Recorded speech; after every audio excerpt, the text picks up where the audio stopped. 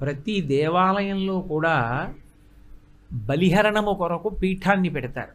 పెట్టి అక్కడికి మేళతాళాలతో వచ్చి అన్నాన్ని ఉంచుతారు. ఒక దేవాలయము అని మీరు అన్నప్పుడు ఆ దేవాలయం వివిధ స్థాయిలలో సమాజానికి ఉపయుక్తమవుతుంది. అందుకే అసలు దేవాలయ ప్రాంగణముతో సంబంధము లేని వాళ్ళు కానీ, దేవాలయము వలన ప్రయోజనమును పొందని వాళ్ళు కానీ సమాజంలో ఉండరు. దేవాలయ వ్యవస్థకి అంత గొప్పతనం ఉంటుంది. ఇందులో దేవాలయంలో 3 రకాలుగా లోక సంక్షేమాన్ని వ్యక్తం చేస్తారు. ఎలా అంటే, ఒకటి ప్రసాదము, ఈశ్వరుడికి నివేదన చేసినటువంటి పదార్థాన్ని ప్రసాదంగా భక్తులకు ఇస్తారు. ఆ ప్రసాదాన్ని తీసుకుంటే బుద్ధి యందు మన సమస్యకి విరుగుడు తోచేటట్టుగా చెయ్యగలిగినటువంటి శక్తి ప్రచోదనమవుతుంది. అందుకని ప్రసాద వితరణ కొరకు ఈశ్వర నివేదనమైనటువంటి పదార్థాన్ని పంచిపెట్టడం. ప్రతిరోజు కూడా హోమం చేస్తారు. హోమం చేసినప్పుడు అగ్నిముఖంగా దేవతలకి హవిస్సులు ఇస్తారు. హవిస్సు ఇచ్చినప్పుడు ఆయా దేవతలు హవిస్సు అందుకుంటారు. అందుకని ప్రసన్నులై ఆ ఊరంతా కూడా సకాలానికి వర్షాలు పడతాయి. దేవతానుగ్రహంతో ఊరంతా ప్రశాంతంగా ఉంటుంది. అందుకే వ్యక్తులు ప్రతిరోజు యజ్ఞయాగాది క్రతువులు హోమాలు చెయ్యలేకపోవచ్చు, కానీ అందరికీ అందడం కోసమని చెప్పి హోమ ప్రక్రియ ద్వారా దేవతలకి హవిస్సు ఇవ్వడం కూడా దేవాలయంలోనే జరుగుతుంది. ఒక్కొక్క పెద్ద పెద్ద దేవాలయం ఉందనుకోండి, అక్కడ హోమం చేస్తారు. ఓ గణపతి దేవాలయం, గణపతి హోమం జరుగుతుంది. ఏదో అమ్మవారి దేవాలయం, ప్రతిరోజు ఓ దుర్గా హోమమో చండీ హోమమో జరుగుతుంది. ఓ శివాలయం, ప్రతిరోజు రుద్రహోమం చేస్తారు. ఓ విష్ణువాలయం, అక్కడ నారాయణ హోమం చేస్తారు. ఇలా దేవతలను ఉద్దేశించి హోమం చేసి హవిస్సునిస్తారు. ఇక మూడవది బలిహరణ మంటపం. దేవాలయంలో ధ్వజస్తంభం ఎలా ఉంటుందో అలాగే బలిపీఠం అని ఉంటుంది. ఆ బలిపీఠం దగ్గరికి అర్చకులు ఏం చేస్తారంటే, ఈశ్వరుడికి నైవేద్యం పూర్తయిపోయిన తర్వాత కొంత అన్నాన్ని, అంటే నైవేద్యం మహానైవేద్యం పెట్టిన పదార్థాన్ని తెచ్చి ఆ బలిహరణ మంటపాల మీద ఉంచుతారు. అవి దేవాలయాల్లో వివిధ ప్రదేశాల్లో ఉంటాయి. ఆయా ప్రదేశముల యందు ఉంచుతారు. బలిభుక్కులు అంటారు. అవి ఎవరు తినాలి అంటే, అన్నీ ఈశ్వర సృష్టిలో వచ్చినవే ఉగ్రభూతములు ఉంటాయి, పిశాచాదులు, అవి కూడా తిరుగుతూ ఉంటాయి. వాటికి అన్నం కావాలి, అవి తింటాయి. 2 కాకులు మొదలైనటువంటి పక్షులు ఉంటాయి, అవి తింటాయి. ఒక్కొక్కచో పిల్లుల్లాంటివి తిరుగుతుంటాయి, అవి కూడా తింటాయి. దేవాలయంలో వాటికి స్థానం లేదని లేదు, ఆ పక్షి కూడా అక్కడికి వచ్చి కాస్త 4 మెతుకులు తిని పెడుతుంది. అంటే ఏ మంత్రంతో సంబంధం లేకుండా, దానికి అధికారం ఉన్నదా లేదా అన్న సంబంధం లేకుండా, శౌచము దానికి ఉన్నదా లేదా అన్న సంబంధం లేకుండా, దేవాలయంలోకి అది ప్రవేశించవచ్చా ప్రవేశించకూడదా అన్న సంబంధం లేకుండా, దానివల్ల దేవాలయానికి పవిత్రత తగ్గుతుందన్నా కూడా అది కూడా వచ్చి తినడానికి అమంత్రకంగా, ఏ మంత్రం లేకుండా అది వచ్చి తిని వెళ్ళిపోవడానికి ఎక్కడ పదార్థం పెడతారో దాన్ని బలిహరణ మంటపాలంటారు. అవి వచ్చి తింటాయి. అవి ఏం చేస్తాయి? వచ్చి తిని వెళ్ళిపోవు, అవి అక్కడ కూర్చుంటాయి. ఎవరో భక్తుడు అటుగా ప్రదక్షిణానికి వస్తుంటే ఎగిరి దేవాలయం మీదకో ధ్వజస్తంభం మీదకో పెడతాయి, రెట్టలు వేస్తాయి, అరుస్తాయి, దెబ్బలాడుకుంటాయి, ఏడుస్తాయి. వీటన్నిటి చేత దేవాలయానికి శక్తి తగ్గుతుంది. తగ్గితే కుంభాభిషేకం చేస్తారు మళ్ళీ, తప్ప వాటికి ప్రవేశం లేదని మాత్రం విడిచిపెట్టరు. ఉగ్రభూతాలు కూడా తినడానికి ఏ మంటపం మీద అన్నం పెడతారో దాన్ని బలిహరణ మంటపం అంటారు. దేవాలయంలో మేళతాళాలతో వెళ్ళి పెడతారు దాన్ని అర్చకులు. ఆంతరంగా బలిహరణ మంటపం ఎందుకు ఉంచుతారంటే, దేవాలయంలోకి వెళ్ళేటప్పుడు ఆ బలిపీఠం మీద ఒక బలి ఇచ్చి లోపలికి వెళ్ళాలి. ఏది బలి ఇవ్వాలి? అరిషడ్వర్గములను బలి ఇవ్వాలి.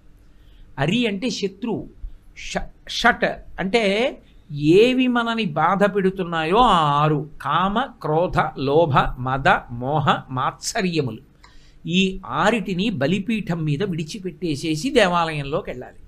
ఈ 6 విడిచిపెట్టి దేవాలయంలోకి వెళ్ళడము అన్న మాటకు అర్థం ఏంటి?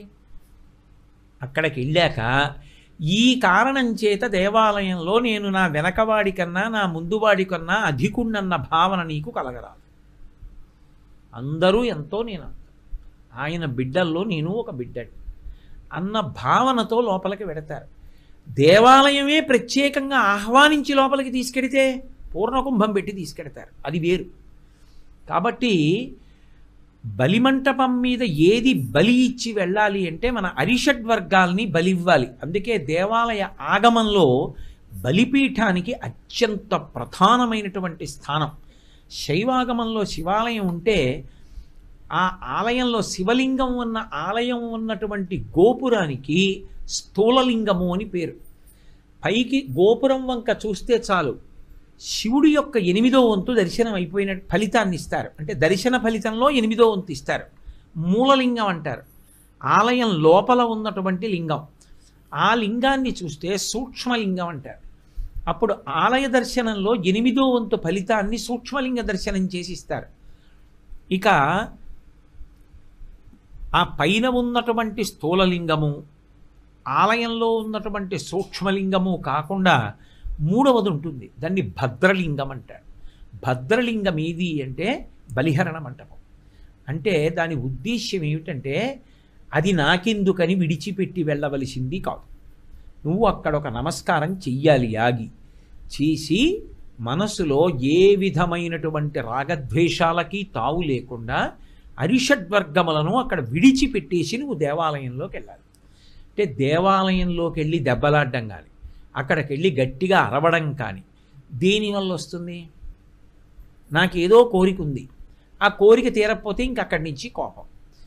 వెళ్ళిన వాడు ఊరుకుంటాడా? లోపలికి వెళ్ళి నాకు ఓ అరటిపండు ఇద్దరు అంటాడు. అలా ఇవ్వకూడదండి, బయట ప్రసాదం ఇస్తున్నారు, దెబ్బలాడతాడు. ఒక్కొక్కడు ఏమన్నా ఓ తులసి దళం ఇస్తారేంటి అంటాడు. ఇంకా చమత్కారంగా ఉంటుంది. ఇది నేను ఇచ్చిన కాయ కాదండి, నాది పెద్ద కొబ్బరికాయ అంటాడు. నేను చూసా కొన్ని దేవాలయాలు. ఇవన్నీ కామం. కామానికి చెల్లెలు క్రోధం. అది తీరలేదు కాబట్టి కోపం.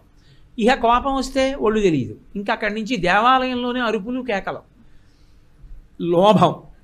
అక్కడికి వెళ్ళి నీ జీవుడు తరించడానికి నువ్వు ఇస్తున్నావు. ఇక్కడ నువ్వు దాచుకున్నది నీ వెంట రాదు, అక్కడ నువ్వు ఇచ్చినది నీ జీవుణ్ణి తరింప చేయడానికి నీ వెంట వస్తుంది.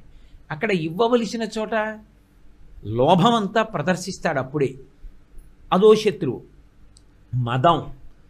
నేను ఇంత బలం ఉన్నవాణ్ణి, నాకింత అధికారం ఉంది, నేనింత గొప్పవాణ్ణి, ఏదో మనసులో ఒక భావన పెట్టుకుని ఎడతాడు. మోహం అంటే దేని మీదో ఆసక్తి. ఆ ఆసక్తి పెట్టుకుని ఉంటాడు. మాత్సర్యం, ఎవరి పట్ల భేదభావన. అందుకని లోపల పక్షపాత బుద్ధి. అందుకని అసలు చెప్పింది నిండు హృదయంతో వినడం, చూస్తున్నదాన్ని నిండు హృదయంతో చూడడం. ఎవరినో చూసేటప్పటికి పైకి మాట్లాడుతూ ఉంటాడు కానీ లోపల మాత్రం అబ్బే మనకు పడదండి అనుకుంటూ ఉంటాడు. ఇది మాత్సర్యం. ఇది ఉండగా నీకు ఈశ్వర దర్శనం మనసు నిండా జరగదు. ఇవి ప్రతిబంధకాలు. ఈ ప్రతిబంధకాలు తొలగిపోతే తప్ప నీ మనసు నిండు హృదయంగా. అందుకే గుడిలోకి వెళ్ళిన వాడి మనసు ఎలా ఉండాలంటే మట్టి ముద్ద బాగా నలిపినటువంటి మట్టి ఇలా నేను చేత్తో మెత్తి ఉంచాననుకోండి, ఎలా ఉంటుందో అలా ఉండాలి మనసు. ఉంటే ఇప్పుడు నేను దాని మీద తీసుకొచ్చి ఓ మహిషాసుర మర్దని మూర్తిని ఇలా పెట్టి నొక్కి తీశాననుకోండి, ఆ ముద్ర దాని మీద పడిపోతుంది. మళ్ళీ ఇలా ఇలా ఇలా ఇలా మెత్తి ఓ విష్ణు స్వరూపాన్ని నొక్కి తీశాననుకోండి, దాని ముద్ర పడుతుంది. అలా ముద్ర పడాలి అంటే అది ముద్దగా ఉండాలి, దాని మీద ఏం ఉండకూడదు. మనసు అలా ఉండాలి అంటే ఈ 6 వదిలి లోపలికి వెళ్ళాలి, అప్పుడే ఆ ముద్ర ఇక్కడ పడుతుంది. అలా లోపలికి రావాలి. అలా రావాలి కాబట్టి ఈ బలిహరణ మంటపం మీద నువ్వు ఈ 6 వదలాలి. కామక్రోధ లోభ మద మోహమాత్సర్యములను వదిలేసి నమస్కారం చేసి లోపలికి వెళ్ళాలి. వెడితే మట్టి ముద్ద ఎలా ఉందో అలా ఉంది. ఇప్పుడు దాని మీదకి ఇలా ఈశ్వరుణ్ణి చూడగానే ఈ కంటితో చూసింది ఈ కంటిలోంచే వచ్చి ఇందులో పడుతుంది. ఇక్కడ ముద్ర పడింది. పడిందా లేదా ఎలా తెలుసు? నీకు నువ్వే సాక్షి. అందుకే గుళ్ళోంచి బయటికి వచ్చేటప్పుడు తిన్నగా రాకూడదు, కూర్చోవాలి. కూర్చుని చేయాలి, కళ్ళు మూసుకొని ఒక్కసారి నువ్వు చూసిన మూర్తిని జ్ఞాపకం తెచ్చుకోవాలి. అసలు ఏమీ గుర్తురాలి. అంటే దాని మీద ముద్ర పడడానికి అడ్డొచ్చాయేవో. ఏవడ్డొచ్చాయి? ఆ సమయంలో నీకు ఎవరి మీదో కోపం వచ్చింది, మనసు అటుపోయింది. ఎవరి మీదో మోహం పుట్టింది, అటుపోయింది. అప్పటికి నీకు ఏదో మాత్సర్యం పుట్టింది, అటుపోయింది. ఇప్పుడు అది అడ్డొచ్చింది, అందుకే ముద్ర పడలేదు. నువ్వు మళ్ళీ వెళ్ళాలి. వెళ్ళేటప్పుడు బలిహరణ మండపం దగ్గర బాగా నమస్కారం పెట్టాలి.